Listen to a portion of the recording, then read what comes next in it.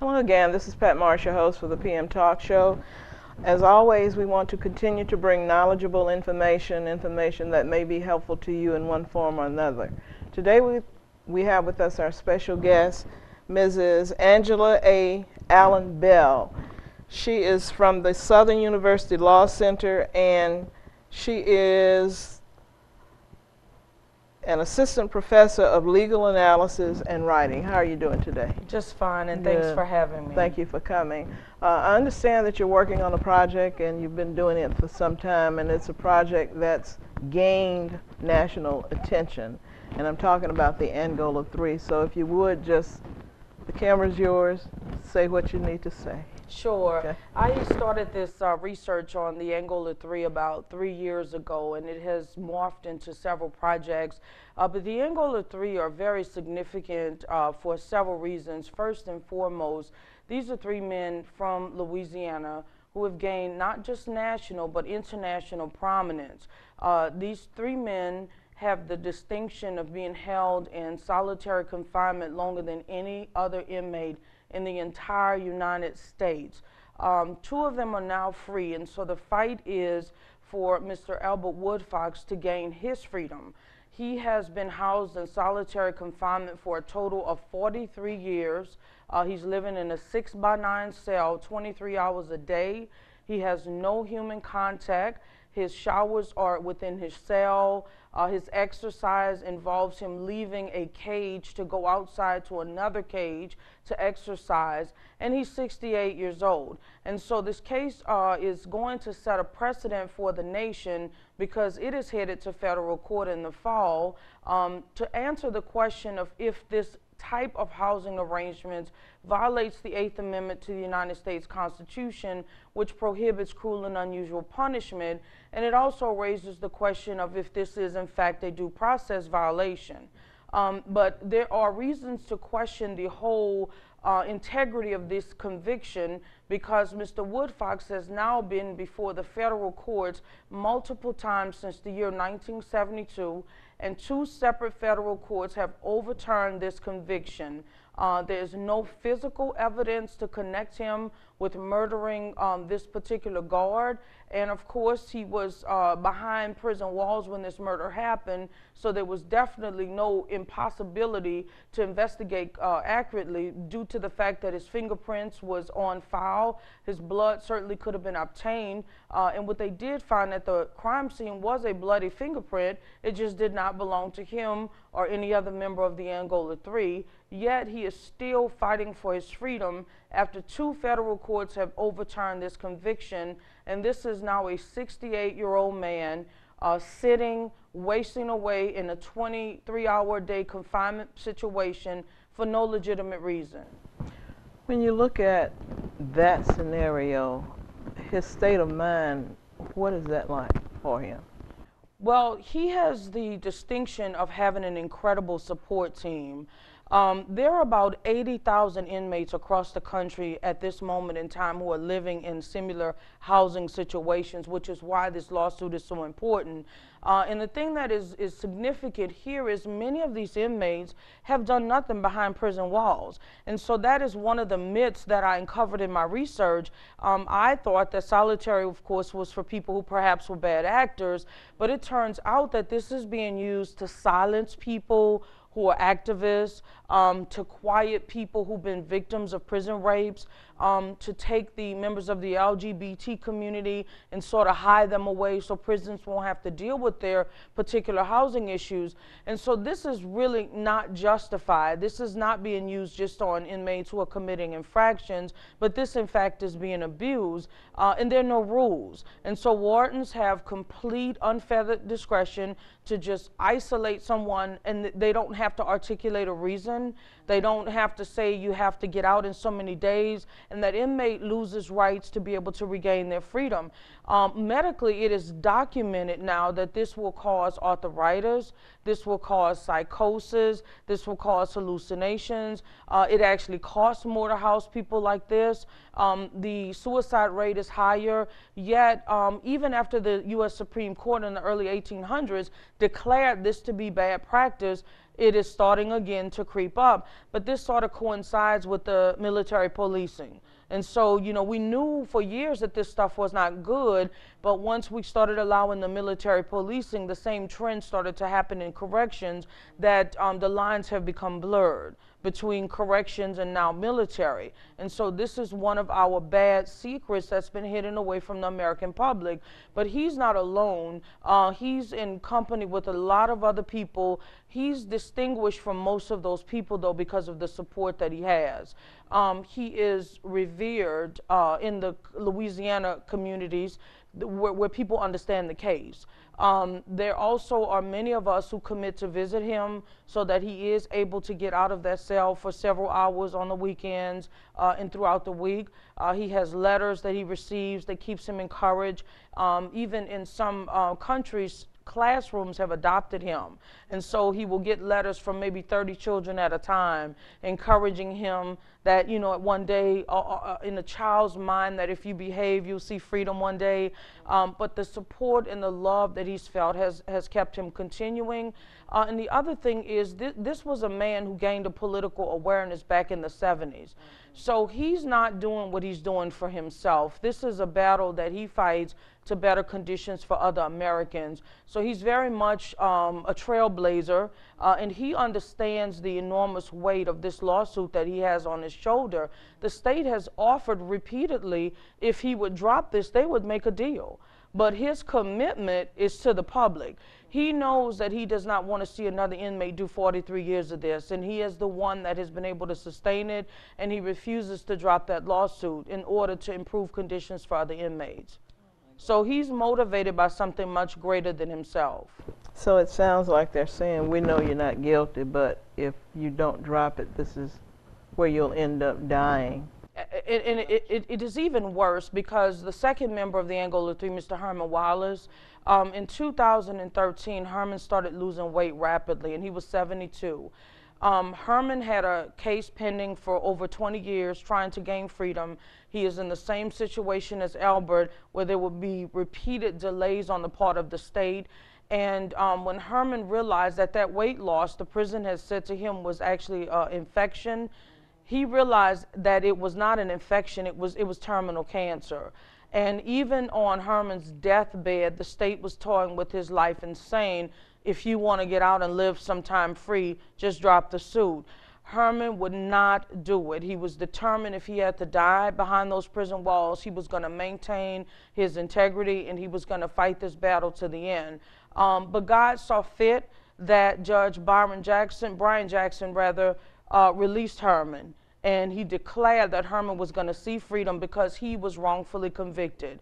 And even when the state knew this man was within minutes of dying, they tried to delay his release. So Judge Brian Jackson had to issue a second order saying that if you don't let him out today, he will actually be bringing all these people, state actors, in for contempt proceedings. So Herman had to fight literally hours within release to get out of that prison. And Herman was able to achieve a few days of freedom, but unfortunately died 3 days later. Oh my God, what a story. When you look at Mr. Woodfox, and as an attorney, I started reading some of the information you sent.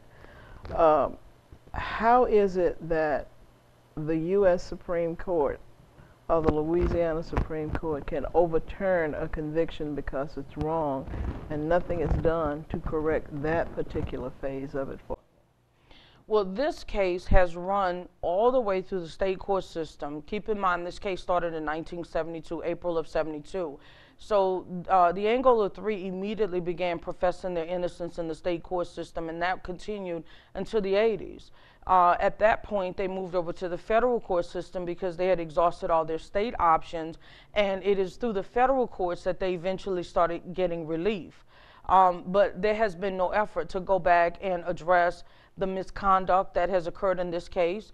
In fact, when I started doing the research, I was speechless to see some of the state courts actually go on record in these published opinions saying that certain comments that the prosecutor engaged in was highly inappropriate, but yet they would deem it harmless error and move on. So it has been an effort to not address the official actors, which we see repeatedly in these criminal cases. We certainly hold these defendants to these high standards, but these criminal actors, there's also in 90, it came out that one of the lead witnesses against the Angola Three, because again, there was no physical evidence. All they had was prison snitches. One of those snitches was Hezekiah Brown, who was not just a rapist, but he was a serial rapist. And they used Hezekiah Brown at the first trial to say that, yes, this was Herman Wallace and Elba Woodfox. Well, during that initial trial, the attorney said, you know, Mr. Brown, are you being offered an incentive for this? Do you have a reason to lie? He professed, no, I'm doing this on my own honor. It took 20 years of them fighting for documents to learn that Hezekiah Brown had been offered a carton of cigarettes a week by the state of Louisiana for that testimony. And that document is now released and available to the public. But it also gets worse. They even told Hezekiah Brown that if you do this for us, we will take you out of the dorms, we'll house you where the dogs are being trained, so he gets the privilege of better housing. And then the governor goes to the pardon board and starts writing letters to get him pardoned. So this serial rapist, who was a predator to society, gained his freedom for assisting the state in this conviction against the Angola Three, and he left prison and went on to die a free man. But this type of misconduct has continued in this case for years, and there has been many notations in the record that it shouldn't have happened, but certainly no official attempt to correct any of it. Okay, what about the families of the Angola Three, especially Mr. Woodfox? Mr. Woodfox, one of the few times that I actually see him get emotional is when he recalls visits with his mother and his sister. His mother died, the sister ultimately died of cancer, and those two things, when I talk to him, he still gets very emotional about.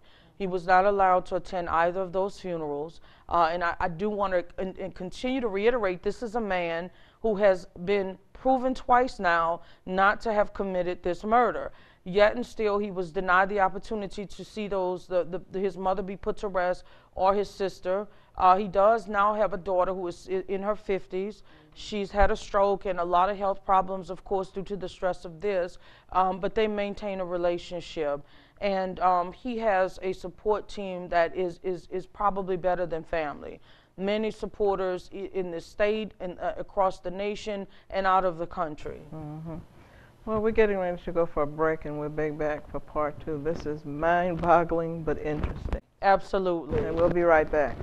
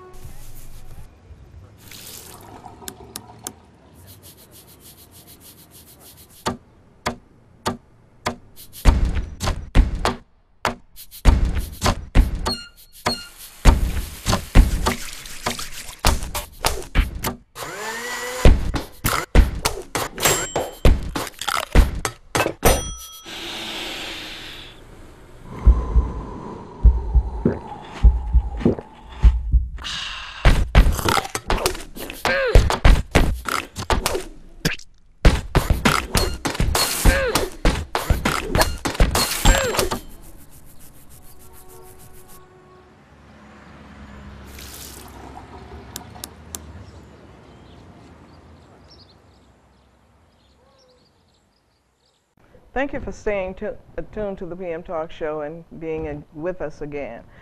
We have Miss Angela Bell, Attorney Angela Bell, and she's here with us talking about the Angola Three. And I mean, it's mind-boggling just to hear what you're saying.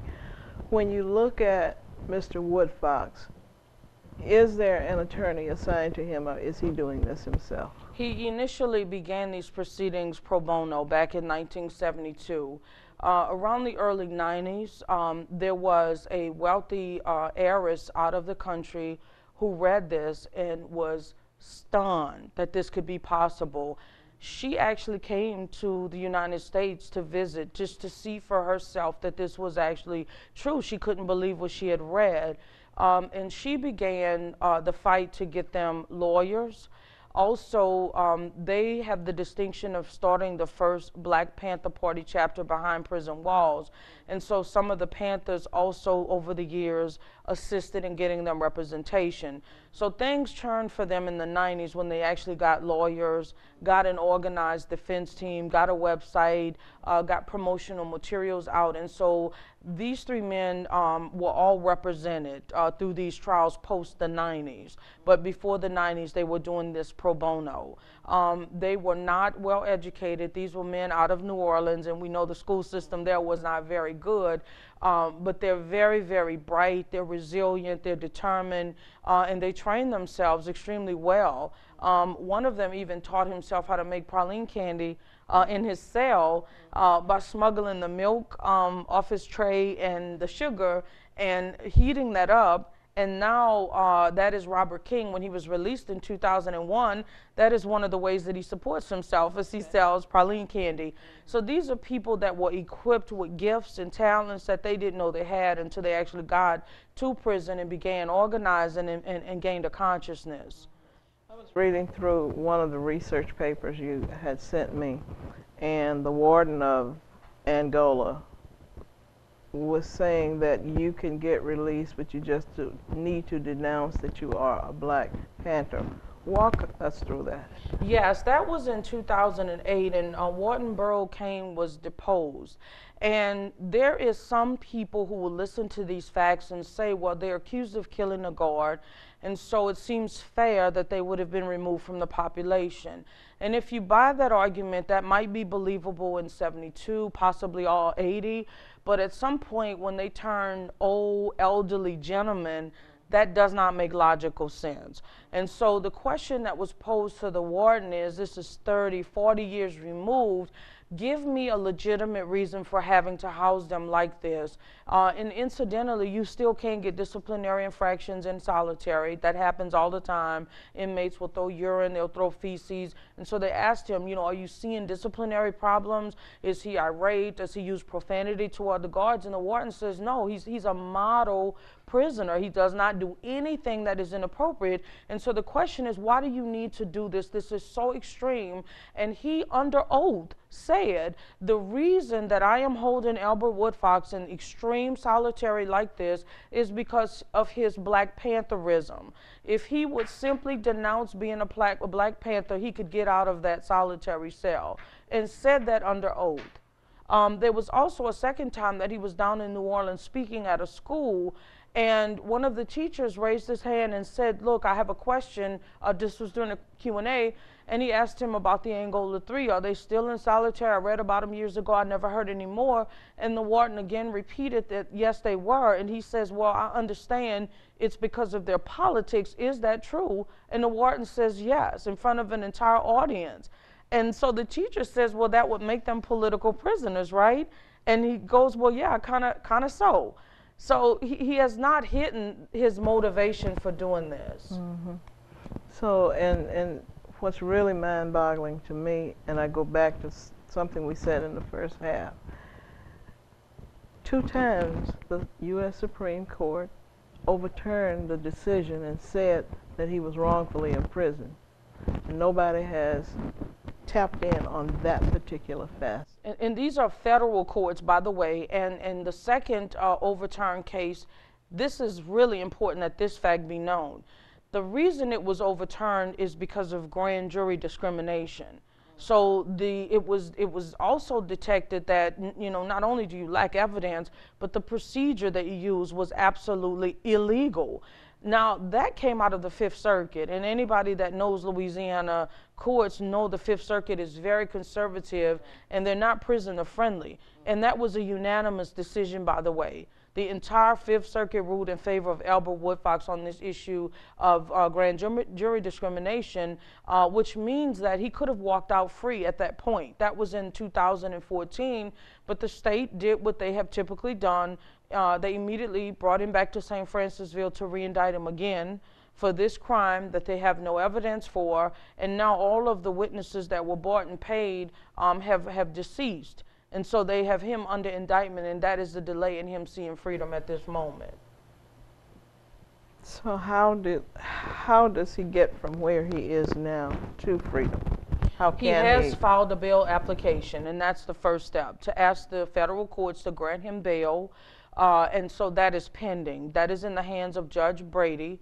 Judge Brady actually granted him bail in 2008 when this was overturned, but he didn't see freedom because the state would not allow the law to work.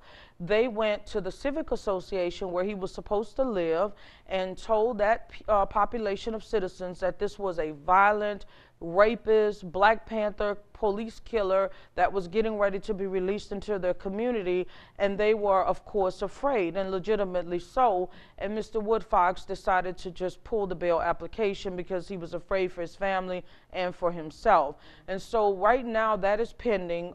They have asked the state to file briefs, and they, of course, have tried to oppose it.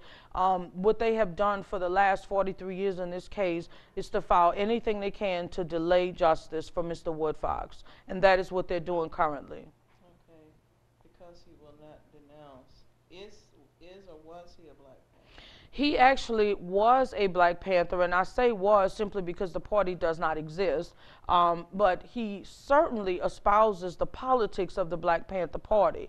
And that led me to my second two articles because I wonder, well, what is that? It must be bad, you know, if they feel like he needs to be locked alone all by himself.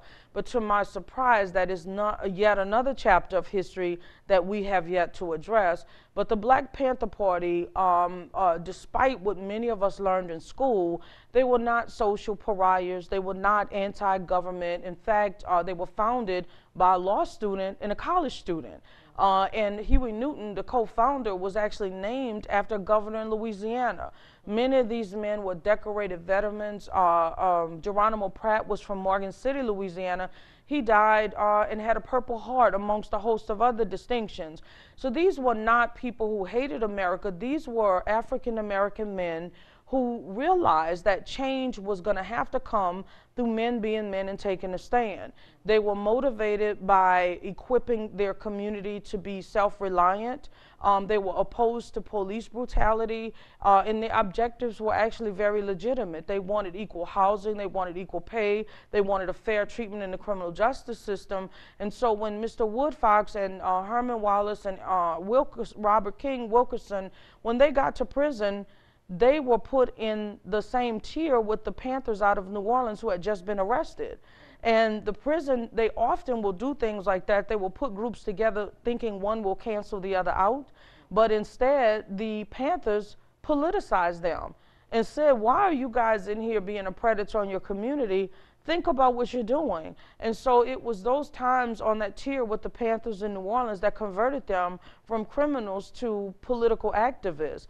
And so, yes, he certainly espouses the thinking of the Panthers, which is to not be a pariah on your community, to be self-reliant, for men to stand up and take their places in their community. And those are noble goals. And what I learned in my research is much of what the Panthers stood for was actually vilified by J. Edgar Hoover, who used his internal affairs department to actually act as they were a marketing agency. And when they did not like a person, they marketed them as a criminal. They did this with Martin Luther King. They did this with every African-American leader at that time because J. Edgar Hoover was intolerant of opposition. And not only did he oppose African-American leaders, he opposed congressmen, he opposed teachers, professors, any citizen in this country that opposed the politics of that day, which was racial segregation and the Vietnam War. J. Edgar Hoover opened files and he snooped and he sought out to destroy people. Mm-hmm. When you look at all of this happening and it's gained worldwide attention, Yes. are there any legal entities who have offered their service to help Mr. Woodfox gain his freedom? That is the very, very unfortunate aspect of this story. Not only are there not legal services, but I'll tell you another odd part of this case. When I first walked into the prison to meet Herman Wallace, who was a very burly, strong, upstanding African-American man, someone that would put fear in you just by looking at him. He was very, very strong. Herman immediately started to tear up.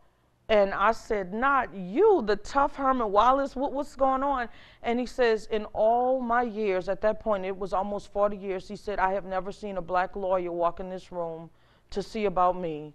And they were very distraught about the fact that their entire fight was to better conditions for humanity, to better conditions for African Americans, to better conditions for the vulnerable, yet they had not seen African Americans show concern or support, and they had not seen a lot of concern or support from Louisiana citizens in general.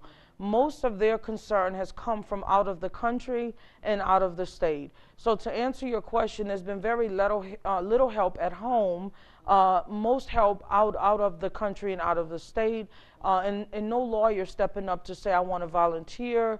None of our so-called African-American leaders stepping up to say we'll go public, except Mark Morial from the National Urban League. He has been the sole African-American leader who said, I will certainly go out on record to acknowledge a wrong, and the local NAACP has done as well, and the local Black Caucus, but that is the extent of it. Okay. One thing, this is mind-boggling, and I can foresee a movie being made with this, but unfortunately, it usually comes after the death of the people who are in the movie, many times in cases like this. So I want to thank you for what you're doing and for the research that you're doing on this. And it is my faith and my prayer that God will intervene and help Mr. Woodfox. I really appreciate your support, and there is a movie called The Vanguard of the Revolution that will be hitting theaters very soon, and it will chronicle the stories of the Black Panther Party in a legitimate way. So hopefully that will bring help to Mr. Woodfox, but I do appreciate your prayers and your support, and I will deliver that message of strength and solidarity to Mr. Woodfox as well. Okay, well, we thank you for being our guest today, and I got to go home and digest this, I really do, and finish reading the paperwork, because it needs to be fixed. Absolutely. You know, it really needs to be fixed. From what I've read, from what I'm hearing from you now, it should be fixed. Absolutely. So just remember that as you go on, you know, we want to talk about this some more, because when you get the word out, then you never know who's watching and looking that can be in a position to help them. You're absolutely right. And we want to thank you for coming. We want to thank our viewers for continuing to watch the PM Talk Show. Please tune in again. This is Pat Marsh, your host, saying, remember that knowledge is powerful, knowledge does matter. Thank you and have a great week.